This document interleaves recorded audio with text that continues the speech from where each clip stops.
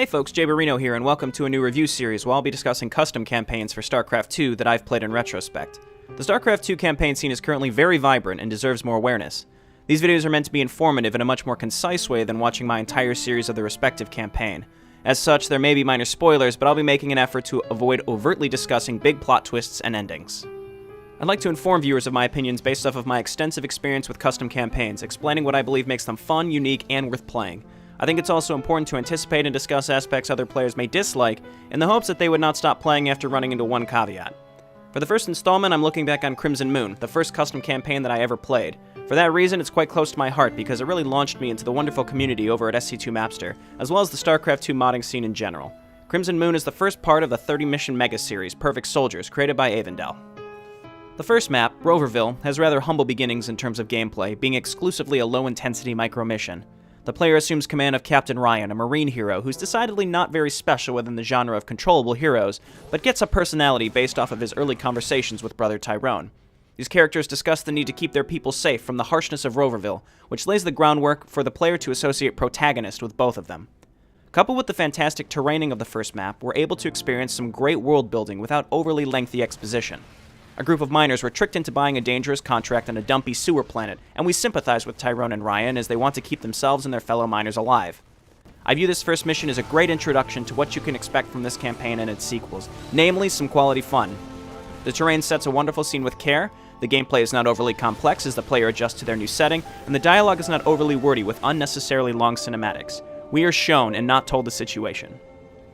Crimson Moon and Perfect Soldiers as a whole covers a slew of differing mechanics, though missions 1 and 2 do function pretty much the same and can practically be considered one mission with two subsections. You control Captain Ryan, and both are entirely micro maps.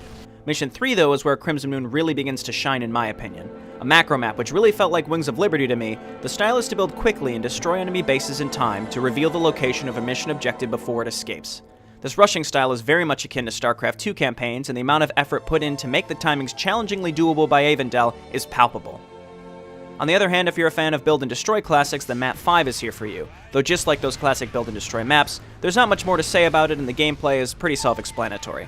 The enemy attacks you at regular intervals, and you have to destroy their base.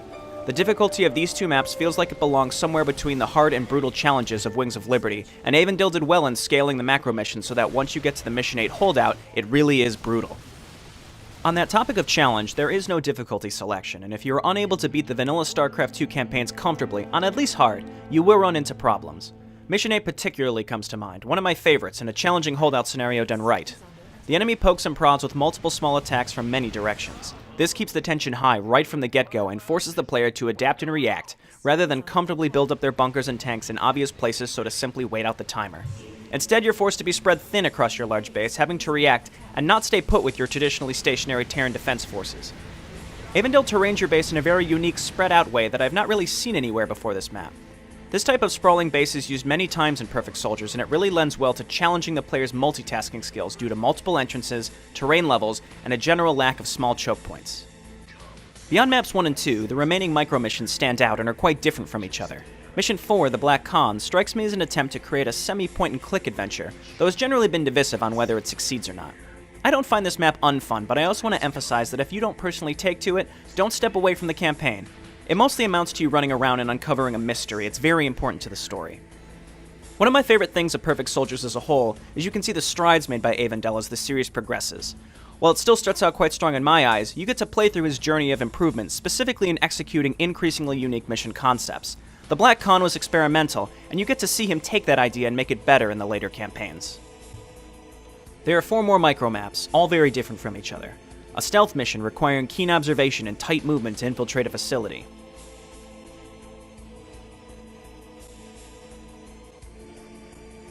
Survival horror where every hit point really counts.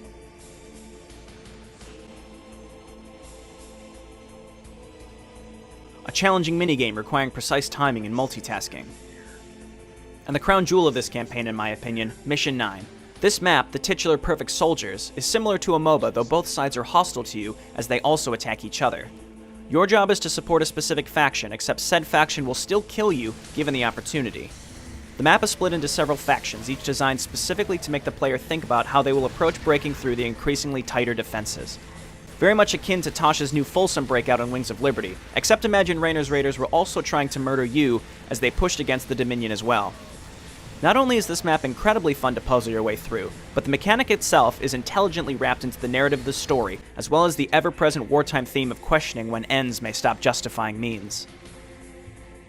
This recurs many times throughout the other Perfect Soldiers campaigns too, as many characters tiptoe past fairly obvious moral boundaries to get what they want. This reminded me very much of Brood War, when your mission objectives tended to conflict with likable characters, such as hunting down Raynor and his Kalai allies as the UED, and killing Phoenix using Kerrigan's forces. While vanilla SC2 generally has the player performing tasks against enemies they felt relatively comfortable opposing, Perfect Soldiers reintroduces some of that classic moral ambiguity. I do want these reviews to focus mostly on gameplay, but EivindL has put a lot of effort in making the story a very important part of Crimson Moon. It's challenging to discuss it outside of the context of Perfect Soldiers, though it does function as standalone while setting up heavily for the follow-up campaigns. The Metal Gear series is a big inspiration for the narrative, which becomes even clearer later in the series when there is a literal giant robot and chatter about war economies. Without saying too much more and avoiding spoilers, Crimson Moon does a good job at delivering a surface-level story containing a couple great twists in the final two missions as well. The themes underneath, though, such as the importance of memories, the plight of the common soldier, and ends justifying the means, are things I never thought I would see conveyed quite well via StarCraft maps, let alone at all. Along the lines of delivery, you may see a few phrases of dialogue that stand out to you as a tad clunky, but then also see those occurrences dwindle later on in the campaign, leading to their non-existence in the follow-up campaigns. Let me stress that you absolutely should not let yourself miss out on Amber Sun and Oriole and Eclipse because of some relatively minor dialogue speed bumps. Ultimately, the most concise way I could express my satisfaction with Crimson Moon is that it doesn't hold your hand. You are shown a story, not told. You're not pinged when and where an enemy attack will come from. Too many times in the vanilla campaigns will a transmission pop up saying, "The enemy is coming to attack our base," which allows the player to recall their forces back to base with ease exactly when they need to. By not allowing the player to fail and have to reload a couple times, they never learn the skill of timing their attacks without getting wiped out at home. Crimson Moon's macro portions are a return to form in this aspect. The later micro maps also contain a precision to their design, which forces the player to plan their movement just right on the stealth maps and react fast on the survival maps.